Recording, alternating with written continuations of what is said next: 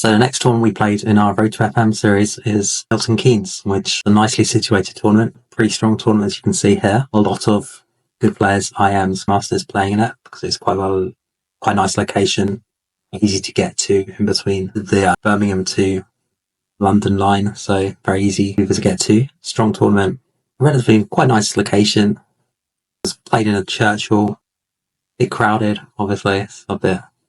I was coughing a lot that week, so it's kind of another thing. You've only played online. Over the board chess can be very different because you're playing in really close proximity. Sometimes you're playing in a hall with 200 people crammed in, can barely move. And if you've got something like a cough or not feeling that great, it can be quite an experience. But it's a good tournament. We had fun. We got 2 points out of 3.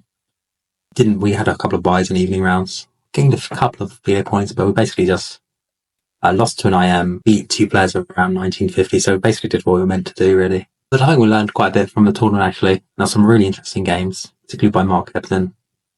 Hopefully you'll enjoy it. And just for the people running the event, it was a good tournament.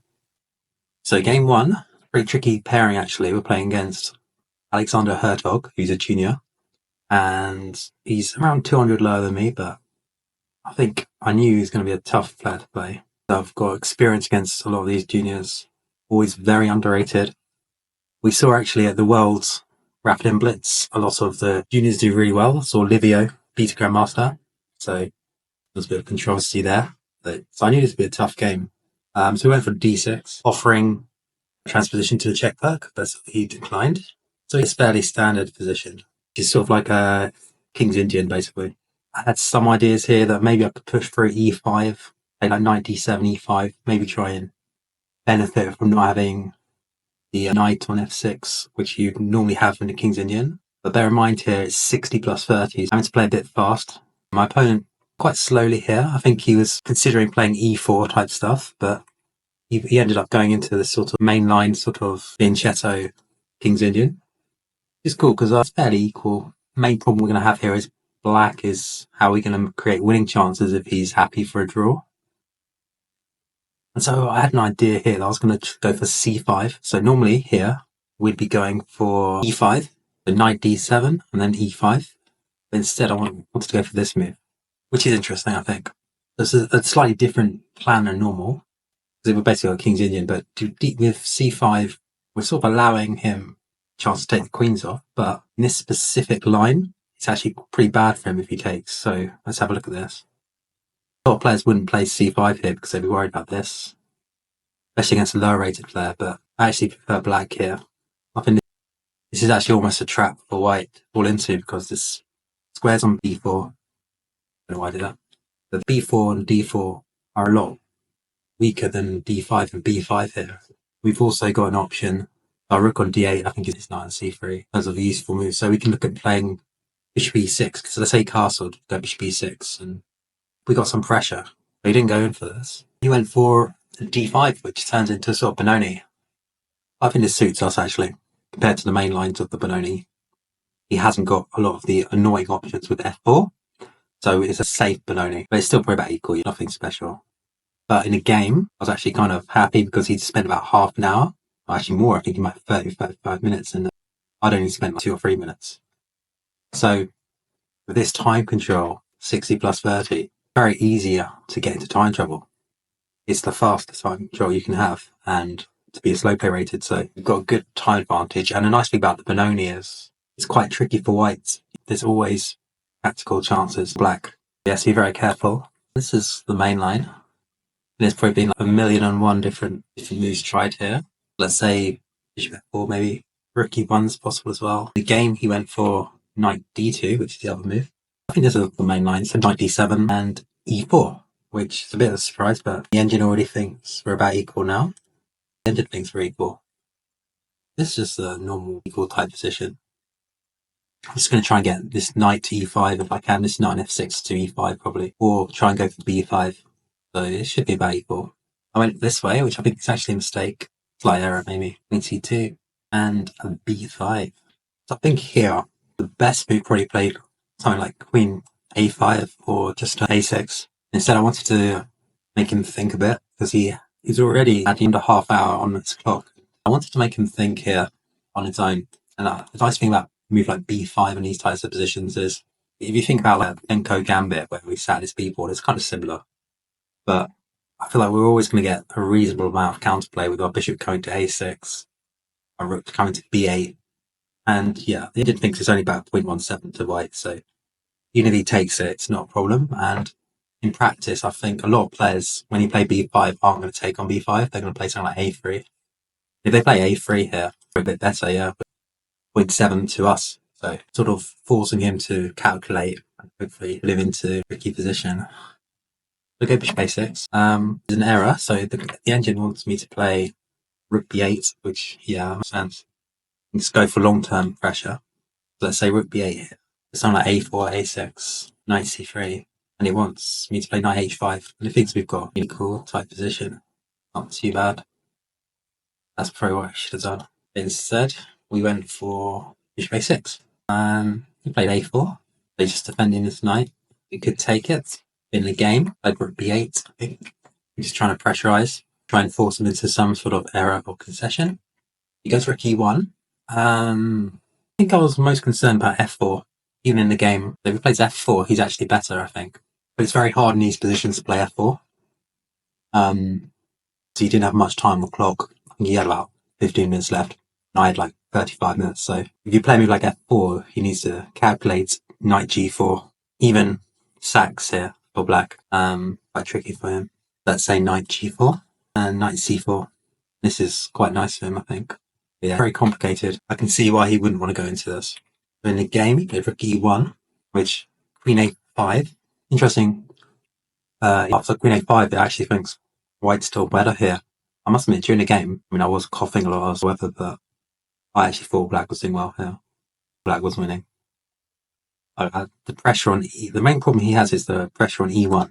This knight is kind of tied down, so he's going to take on e1 if he moves it. Obviously, if he goes knight f3, we can take on f3 and then take on e1. So once you realise that, we're also threatening to take on b5 because we've got the pin on a1. So it's a lot of pressure for him here to deal with. But it turns out the engine has a move, rook a3. And this move actually works. It holds everything and gives him a slight edge. So let's say takes, and here, f4, knight g4. It thinks that white's slightly better, but I don't know. It doesn't look kind of crazy to me. This is what he should have done, apparently. Instead, in the game, he played f4, and now he's worse with this move. And suddenly, I'm threatening a lot of things here. Threatening to take on d5, the knight. This rook is pinned to this rook. And also, there are a lot of lines where this bishop could come to d4. So, yeah, this is kind of tricky for him. He takes on d5, and calamity for him here. Everything loses for him now. We're forward, whatever it is. Bishop d3, could go knight f2 if he takes, and otherwise we're going to trap his queen. And yeah, resigned here. And the main problem he has is that if he goes back to d1, we're going knight f2. And so his queen is basically trapped.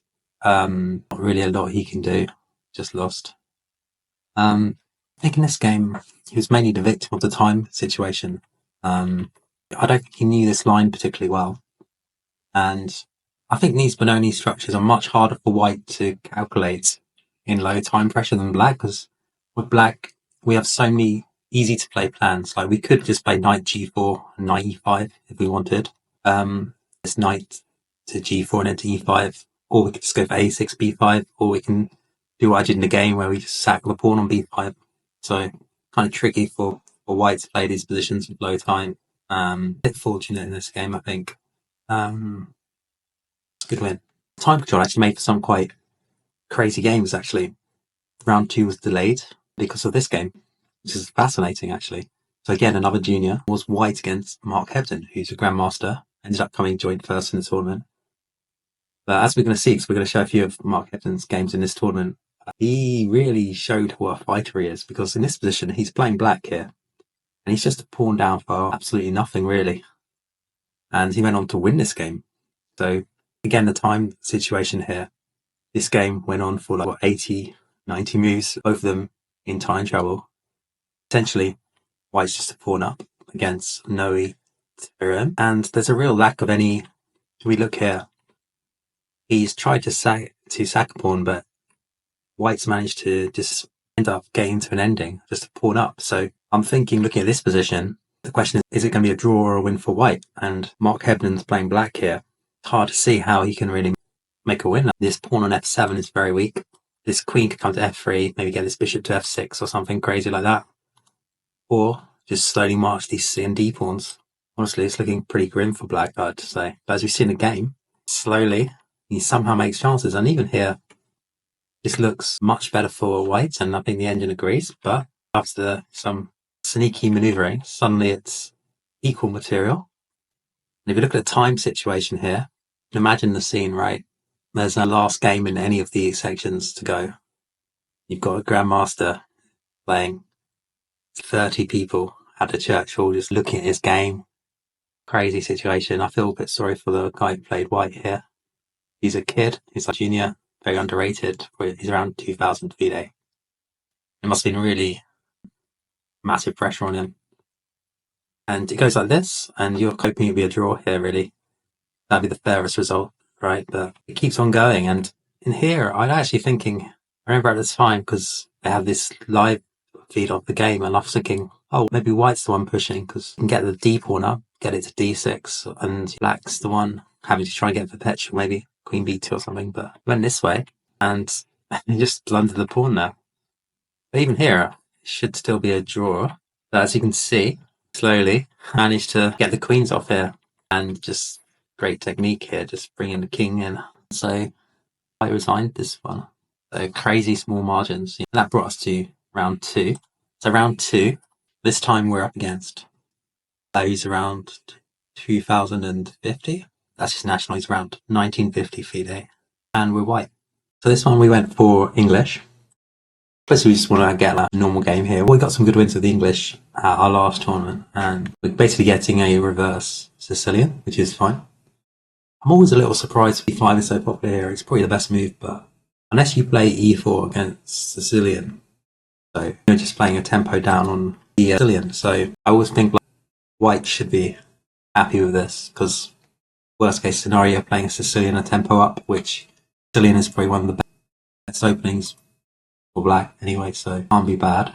And he went for this C6 setup.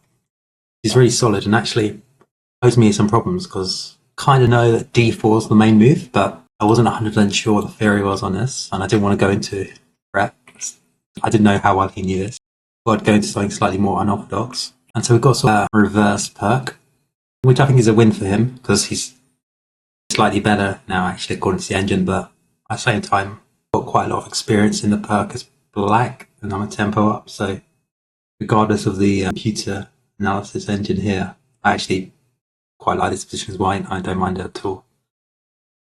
We're always going to get reasonable play along this G2 to A8 diagonal, and we're going to force him to play he's going to have to play well to gain anything. So A6, and now we're about equal. We just play this normal move. Now here, I fought for quite a while actually, and I think I went for the wrong choice for Queen A4, but actually the engine doesn't mind it. But maybe it's more the way I followed it up. Because here, I'm trying to take advantage of him playing Bishop E6. Because if his normal answer to Queen A4 would be Bishop D7, but we're already on E6, probably unlikely to play that. So he went Knight D7. Yeah, I thought Knight D7 was a really interesting idea by him, actually.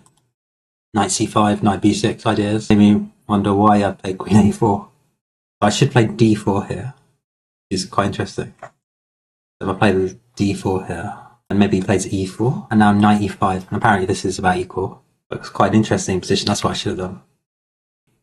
In the game I played Queen B5, and I'm trying to pressurize D5 and B7, but the main problem I have is I'm not really threatening to take B7, because yes, my queen is going to get risk getting trapped quite quickly. Because let's say he just allowed me to take it, for example. Let's say he played this move. My queen here is not looking very safe. He'd probably play, even play A4 or something like that. Try and win my queen. Maybe not. The game played Knight A7. It's surprising Knight A7, but it does force my hand. So I can't take on B7. If I take on B7, I think my queen is in trouble here. Knight C5 apparently. Knight C5 wins my queen. That's not a lot I can do. I have to take it on A8. So I go back to A4, and Here, he should recognise that he's got a good position, play d4 or something crazy. Looks crazy, but it's actually quite strong. So knight e4, now knight c6, and kind of hard for me to make any sort of good moves. I might have to go back. And he's slightly better.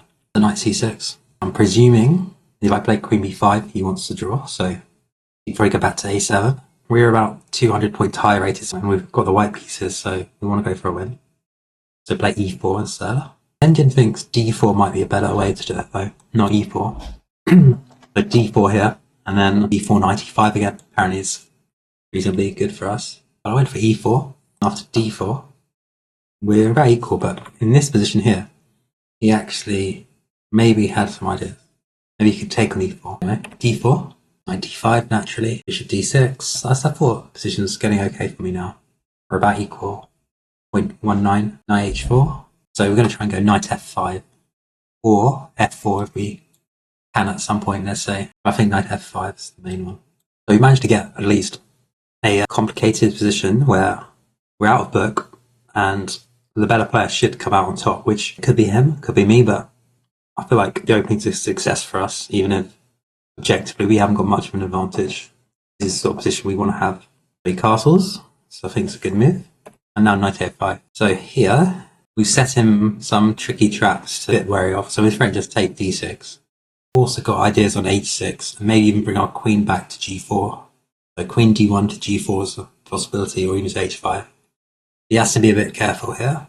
And I mean, this was the first time in the game that he really started thinking for a long time. So in the time situation, before this move, he had about 40 minutes left, and I had 30. Now it was equal.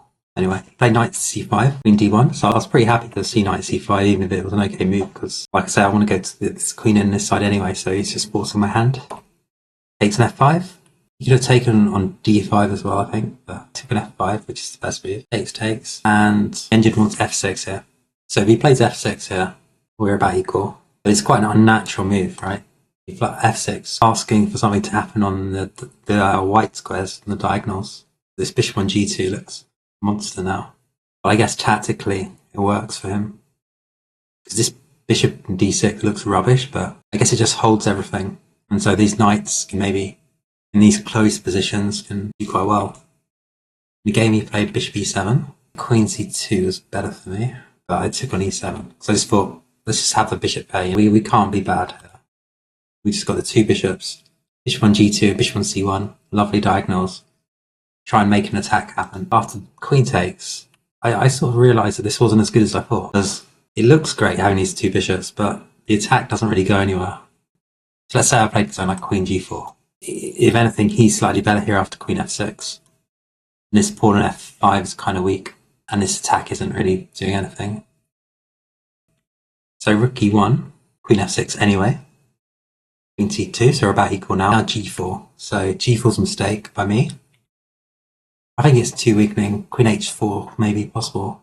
So queen h4, maybe h3, rook e8, something like this. Maybe he goes to this one actually. It's about equal. In the game, he didn't go for queen h4. He went rook to c8, queen e2, a4, bishop d2, knight c5. And we're starting to get to the stage where we're having less time on the clock now. It's a really double-edged position, right? Anything can happen here.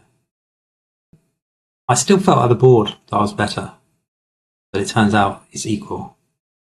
My reasoning is just these 2 bishops, just like, surely at some point the game's going to open up and these bishops are going to work together, cause some sort of tactical thing together. But if I could ever get in a situation where I've got h4 with my bishop on e4, get h4 g5 in somehow, into a situation where we just roll on in the tactics, but he can hold with good play. I definitely think white's got easier to play position for sure. So we transformed the position to try and win a pawn here, but I don't know if we should have. So in this position here, bishop e4 with slight edge, because when it's the pawns on a4 and c5, very hard to defend the ball, especially with this pawn e5. He's basically got 3 hanging pawns. This a pawn, this c pawn, this e pawn. I was even considering taking on c6. I was just going to try and win one of them. e4 takes. Of course, we are better now. Now we're just going to try and consolidate. So it's +1 for us now, because we just pawn up.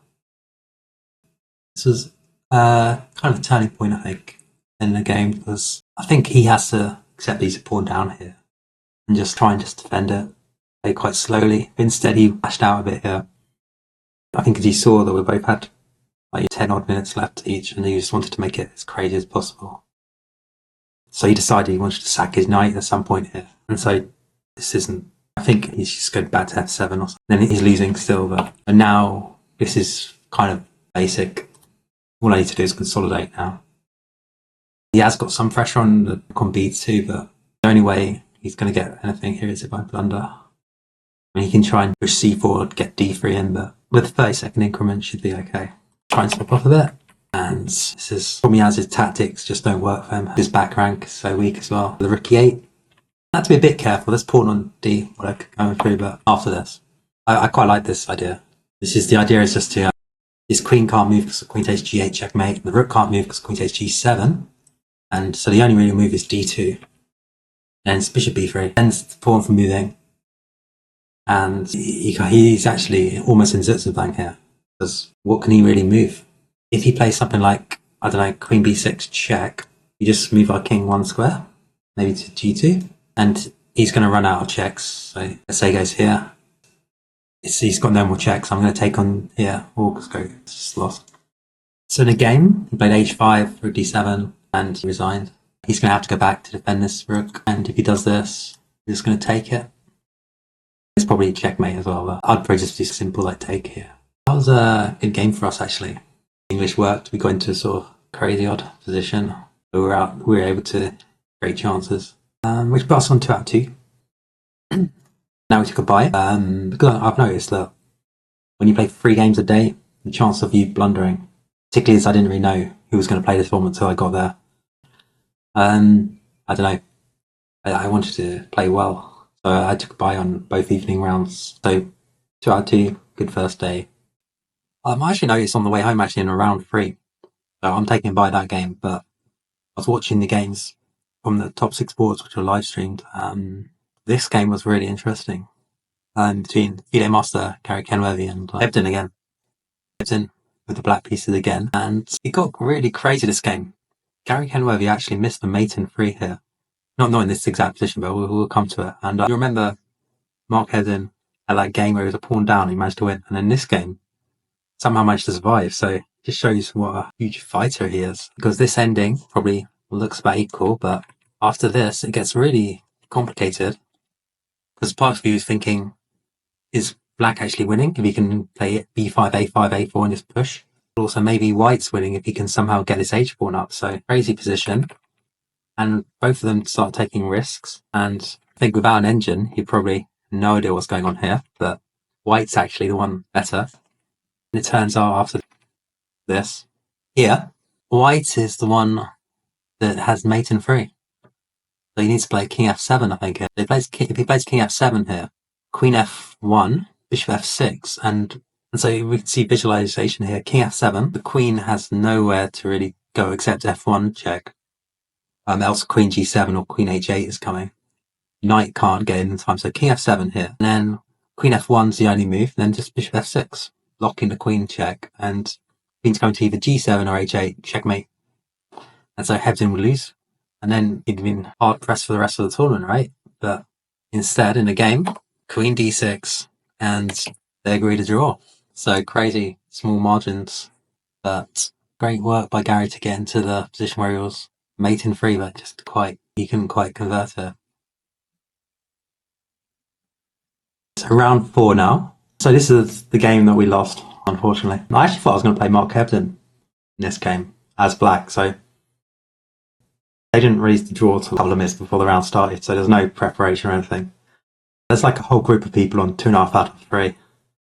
So this is on board 1, and we're white against International Master, a good player, much higher national than Fide. So that's his Fide 2350 odd. Always going to be a tough game. He's a very good player. I think he's also a very strong online player as well. And we went back to the c4 idea. This time he went for King's Indian. So as I say, there's a lot of players who play King's Indian in this tournament. I think out of the top 5 players, 4 out of 5 were playing King's Indian as black every game. So Mark Hebden's obviously a lifelong expert in the King's Indian. This guy is as well. I think I saw Masip Cooper do the same. I played it as well. So it was correct. So it's obviously a very good point scorer on the circuits. So I'm white here, and I don't mind going into these positions. It's kind of like a fianchetto King's Indian, but our pawn on d2 hopefully gives us a slight advantage over the main thing where it would be on d4. Because then we can go d3 now if we want, or we could go d4 if he does something that we think is not good. Let's say he played, I don't know, knight a6, then we could maybe play d4. But if he plays something e5 or c5, then we play d3. And then hopefully it's slightly better than in the main lines of fianchetto, but still around by equal. It's nothing special or anything. So we get into this, and he wants to go for b5. So we just play our normal moves. Now here, position's about equal, yeah, according to the Kobitzer engine thing, but I do have some slight issues. It's not actually tactically working for him here, I think. So I think we can sack a pawn, but I've got to be careful if I play a move like queen d2, that he might take on h3, the bishop. So let's look at this. Queen d2 here. Now here, my worry at the board was something like this. Point being that if I take obviously knight f3 and then it gets really complicated, then I have to take on d4. And he says it's still equal, but it's something you have to be aware of. In the game, play queen c1. So queen c1's not too bad. It's going to defend b2. It's going to go bishop h6 if we can, and make sure this knight's never going to the f3. So we took on h3. Now we could just take it, and there'd be no threat. So you take on e2, and he goes for b5. So his play's been really logical. He's essentially just played, good chess.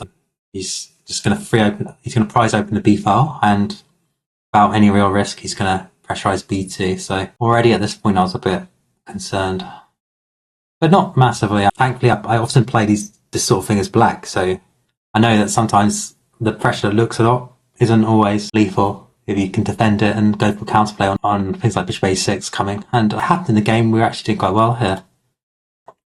So after rook b1, takes, it looks like we're quite passive, but actually we're 0.29 because he doesn't really have too much.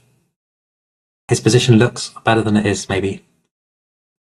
So 95, this is all fairly forced. I don't think there's any other good move here, really, is it? I mean, maybe bishop g5, it's okay. So the point of knight d5 is he wants to take on b2, but tactically it falls. This bishop on c8, and after rook b7, bishop g5. So here, bishop g5, I thought in the game we're doing reasonably well, because the pressure on e7's quite annoying for him. The Indian thinks we're just equal though. He plays like knight f6. In the game he went for f6, bishop 2 should have been played by me, and then we'd be fine. I think in the game we're both down to about 20 minutes left now. So obviously this is quite a fast time control. b6, takes, and rook e1. So again, we're just equal really. a5, rook e3, queen a4. Now here is the point where I made the big mistake, I think. Because in this position, we've got some trumps in the position, because I think this knight on d5 is a monster, right? But at the same time, he's got some pressure on the b file, and he's got some ideas in the future of maybe going back to queen d7, attacking h4, maybe even play f5 at some point. So it's fairly balanced. So I need to play it slowly and I need to play it carefully. Maybe even a move like king h2 at some point. So the computer though wants b3, and then we'd have something like this: b3, queen d7, h4, maybe even king h2. Our idea, or h4 the engine wants. And yeah, it's a sequel. It's game. We can play moves like queen c3. He can play moves like rook b8. I think if you're playing an IM and you get a position like this as well, you're doing quite well, I think. Because he's a King's Indian player. We've managed to defuse his dark square bishop, traded it off. We got our bishop on g2, and in return he's got nice pressure on b file, but nothing too major. So this should just be about equal. And we'd have good chances, I think, if we play this way. Because we'd back ourselves in a fine scramble. Play a lot online. He does as well. He's very strong online as well, actually. But this is how we should have played. Unfortunately, I had this idea that this was the time that I should go and win some material, which is never clever. Going for material against sort of King's Indian setups is rarely a good idea. So I saw that I could win the exchange here, and it just wasn't very smart, really. So the point of e5, we want to get this bishop on g2 to get this rook. So we see in this position here, we've swapped off our knight and a pawn, and in exchange we've got a rook. Now look, according to most logical principles, this should be a good thing, right? Because his pawn on d6 also looks quite weak, and our bishop looks better than his bishop. But the specifics of this position matter quite a lot. So he's actually 0.8 to him better because he has a lot of counterplay. And I didn't really calculate just how much he had, because this move, knight f5, I saw it during the game, but I didn't think it was quite as good as it was. And after this, e3, we defended it. It's already now he's got the 2 pawns for the exchange, and it's also one of those positions that when 2 players, because we both had under 10 minutes now, our clocks, and maybe even less, it might even be 8 or 9 minutes left. It's one of these positions, similar to the first game we played in the tournament, much easier for black to play than white, because black's basically got a really nice easy plan here. Is to get rolling with his pawns, like his f pawn and easy pawn, and just create havoc. Just get his queen to g4 maybe at some point, just go in for the attack. Whereas with white, we have to be really careful. His knight on d4 can hop in at e2 or f3 if I move the wrong thing, and if I make a blunder here, it's going to be the game's just going to end. Whereas he doesn't really have that. There's not really that many easy to make blunders that he can make here. It's much easier for him to play. Because my rooks are only going to be powerful if we can get to an ending, really. And sure enough, we went wrong there. So, go bishop d5, bishop e6, bishop g2, rook b8, queen c3, queen c7, king h2, h5, rook b2, h4. And I was surprised at h4, but he is still better. The takes, king h7, and here, not got a lot of time on the clock. Probably should have played king g1. The engine thinks black is only slightly better here. But again, it's a position that's much easier for him to play than me. Because if you're black, you've got really easy, you've got this lovely knight, you don't really have to press anything, you can just get a nice, easy attack. With white, you have to be so careful. And in the end, I went this way, which supposedly is fine still. It's only 0.8 to him. After queen g5, he's threatening knight f3, he's threatening bishop h3. But the computer doesn't mind, it actually thinks we're almost equal. Queen c7, which I played. Oh no, I did not play rook e3. I knew I should have played queen c7. But I played rook e3 to defend it. Knight f5. Now queen a7, which is a mistake. I should have gone to c7. And I think I thought here that I could get counterplay on this checkmate on h7 ideas. And I thought it wasn't so easy for him here, because I missed something important. And you can see it here. Queen c1, knight h6. Big move there, just blocks it. And after bishop d5, which I shouldn't have done, so here, it's only 0.7 if I play rook g3. And then it gets a bit crazy. So I play here. Point being, if he takes on b2, I'm going to take on g6. It's going to be checkmate. So he has to do something here.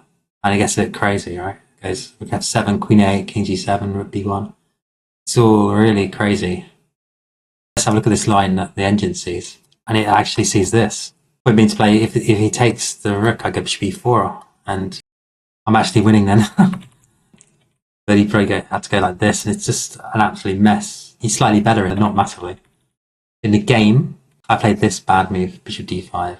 I'm not proud of that move. The point of it is, in my head, I was thinking he couldn't take b2, because I could take on h6, but obviously what I missed was, with the time running low, was he can take on f2 after. Let's show you what I mean. So my calculation here was that I could take on h6. But obviously then I realised that he can pick up this rook. So if I resigned here, if I take here, he can actually take on f2. And sadly, he's going to use a ladder technique to get his queen to d2 with check and take on this rook, and then I'm just going to be a rook down. Let's say I go like here. He's just going to take this, and he's not going to fail this one. So yeah, overall in that game, we did okay. I think we suffered in the time trouble, and the big illustrative error was going for this exchange, which isn't like us. Normally we're the ones sacking the exchange, not the ones going for it, but it was a poor decision, practically speaking, as well. Maybe if we'd had an hour each on the clock left, or if it was like, I don't know, a long time control, maybe it wouldn't be so bad. But in this time control, it's not clever, so he ended up losing like this. So in the tournament itself, actually, I then withdrew. So I'd been coughing the whole game, and I was like, I thought I'd get an early finish. So I played 3 rounds, got 2 out of 3. In the actual tournament, again, I was watching, because I thought my opponent had beat me. I thought, well, maybe he was in pole position now to win the tournament, right?